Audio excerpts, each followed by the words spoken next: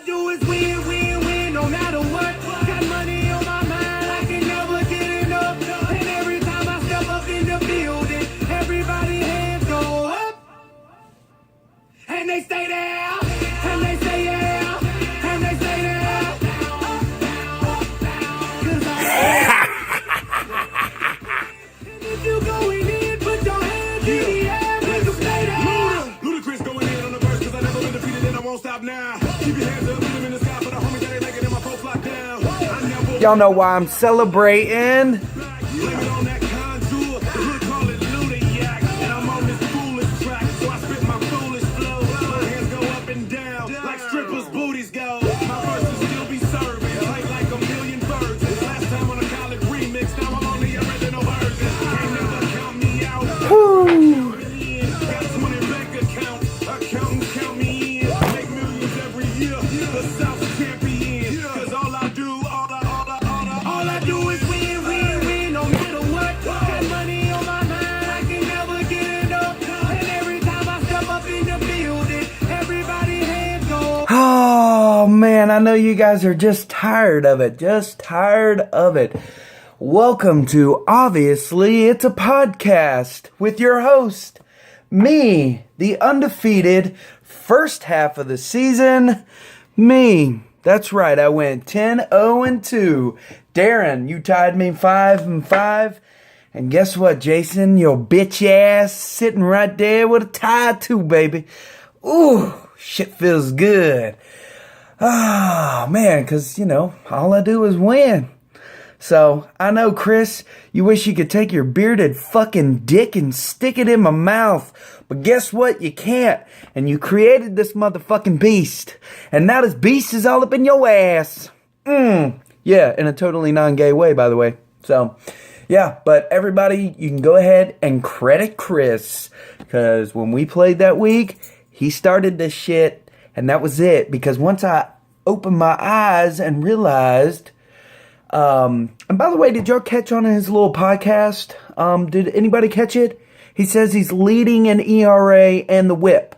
He blatantly took his cock out of his pants and rubbed it all over our faces and said, ha ha ha, I set the season up this year and guess what? I'm still winning in the ERA and the whip by a very, what was the word he used? Large margin. Yeah, Chris, guess what? We're all pretty much wise to the fact that you fucked us. But guess what, bitch? All I do is win. And I'm gonna come after your ass again. Okay? Alright. So you can come at me with your fucking bullshit. Oh, I want Danny Valencia and Trumbo and Hanley Ramirez because those are the people I drafted. Well, guess what? Trumbo's staying on my team. And Hanley's probably gonna stay right where his ass is at. And Valencia is too. So fuck you and fuck your beard. Yep. Anyways, moving right along, obviously it's a podcast and I've got shit here for you. You know what, I just ended on a high note, I don't know, just stepping away from baseball for a minute. If you guys did not or do not watch Game of Thrones, you are missing out. We just watched, and we meaning Ray and myself, just watched one of the most intense episodes of a show that I have ever seen, and it was balls to the wall awesome. It was just crazy. It's on Game of Thrones. Whew, holy crap. It was awesome. You just have to go watch it. You have to be a fan of the show. If you haven't started it, you need to go back and start it. You need to watch this show. Anyways, that's the first time I think I've ever taken a commercial break and talked about anything else. And then, hey, congratulations to LeBron. A part of me was like, LeBron's a whiny bitch. But then the other thing, part of me was like, I kind of want Cleveland to win. You want the underdog. And hey, you know what? Yeah, okay, give it to the Warriors. They set a record of 73. But hey, guess what? Now Cleveland did something that no team has ever done.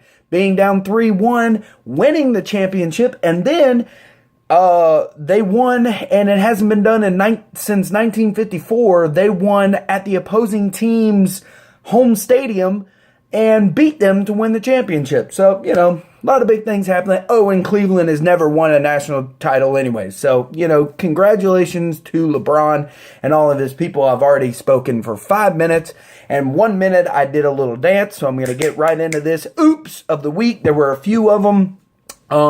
Two of which openly affected your matchup, but this one did not really. But Shane, sorry, dude. Oops. I gotta mention you, baby.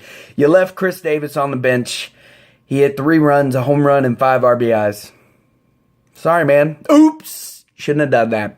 Number 2, Chris Reeder. Reeder, hey, congratulations on your win this week, but it could have been bigger had you played Yasmani Tomas. He went 2 for 5, got 2 home runs, 2 runs, and 2 RBIs. And if you look at that stat, you would have won some RBIs. So, would have been bigger.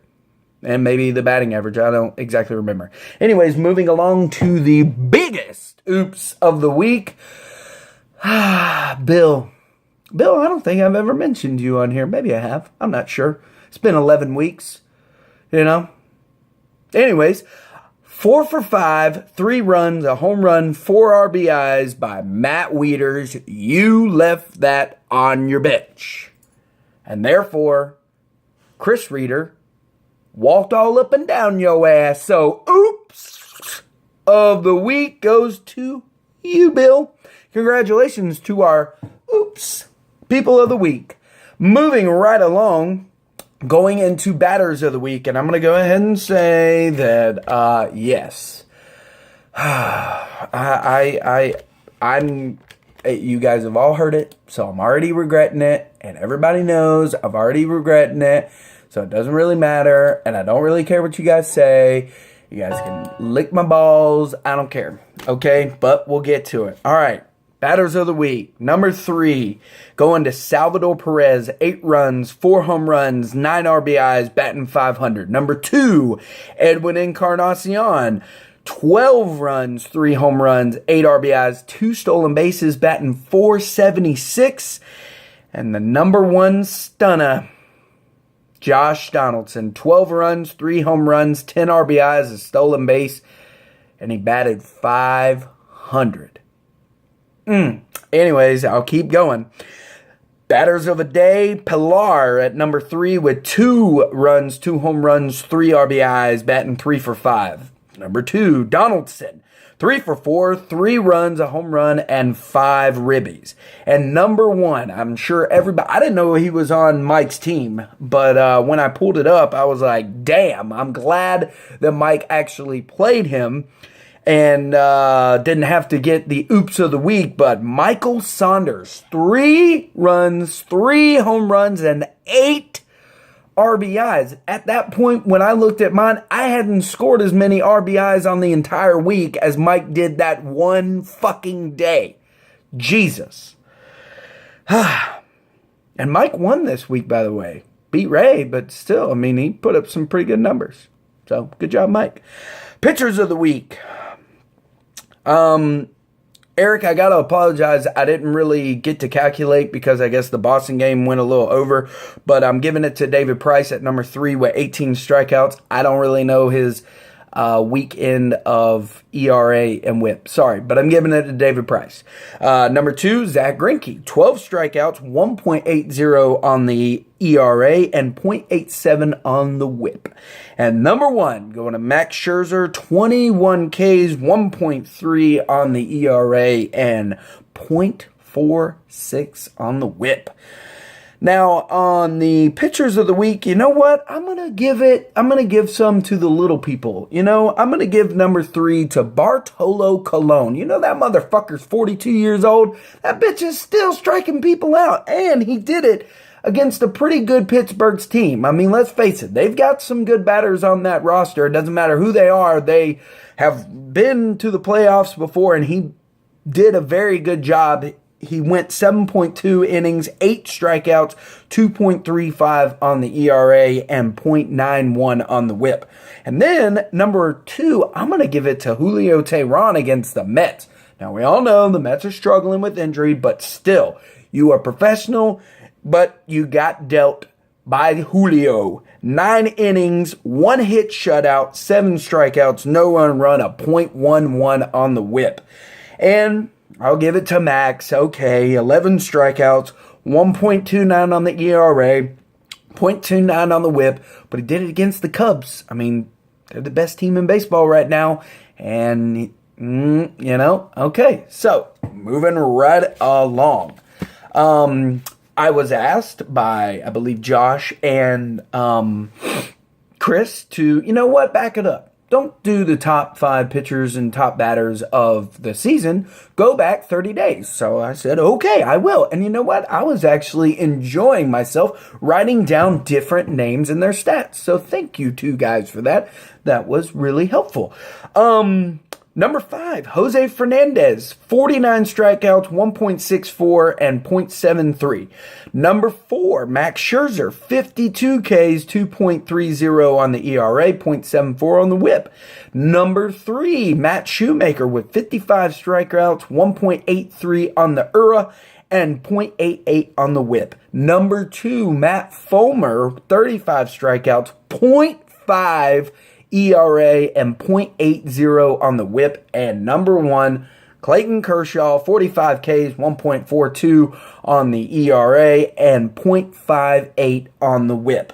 So again, I did the same thing that was requested with the batters. Moving on to number 5, Mookie Betts. 27 runs, 7 home runs, 21 RBIs, and 3 stolen bases, batting .336. Number 4, Adam Duvall. 22 runs, 13 home runs, 32 RBIs, and 1 stolen bases, batting .257. Number 3, Jonathan Villar from the Milwaukee Brewers. 20 runs, 5 home runs, 17 RBIs, and 12 stolen bases. .324 on the batting average. Number 2, Cargo, heating up. 22 runs, 10 home runs, 24 RBIs, and 1 stolen bases, batting .378. And the number 1 stunner in the past 30 days, Will Myers. 23 runs, 9 home runs, 27 RBIs, 5 stolen bases, batting .343. So that was fun. Most impressive for this week, I have got to give it back to you, Josh. You are coming, and you're coming with thunder. Pitching, 90. I'm giving it to you for your batting. 48 runs, 11 home runs, 36 RBIs, 7 stolen bases, and .309 batting average. Good job, Josh. Keep it up. I know you're on your way to the top. You're going to be taking it from me. Pitching, I'm giving to me. That's right, bitches. I'm giving it to me. 95 strikeouts, 2.19 on the ERA, 1.05 on the whip, 12 quality starts, and 7 saves plus holds. That's right. I gave it to me. I feel like I've earned it. Thank you. Come again. All right. Your top 6 teams wrapping up based off a stat tracker at the end of this week will be number 6, Trippin' Billies. Number 5, Bench Warmers. Number 4, Matty Strong. Number 3, Swingin' Low. Number 2, Rally Monkeys. And number 1, These Nuts. Now, this week, I will be giving the matchup of the week. I thought about it. Thought maybe it should go to Shane and Eric. Then I backed it up, and I looked at it, and I said, you know what? Somebody is on the rise like a 12-year-old's dick. You, reader, you are. And somebody's falling like a 75-year-old's dick. Darren, you are. And I think that this matchup and this week is pretty crucial for both of you. Week 12, second half of the season begins now. Actually, in an hour and 45 minutes, but it begins this week. So, y'all get your shits together. Start making some trades. I see Darren has already started making some trades. So, get your shit in order, and that's it. I hope you guys have enjoyed yourself. I know you guys all want to beat the shit out of me for pretty much playing a beginning song and intro, but I don't give a fuck because it's my show. It's my podcast. And if any of you guys have anything else better to say, start recording your shit, bitches. This is me signing off. Suck it.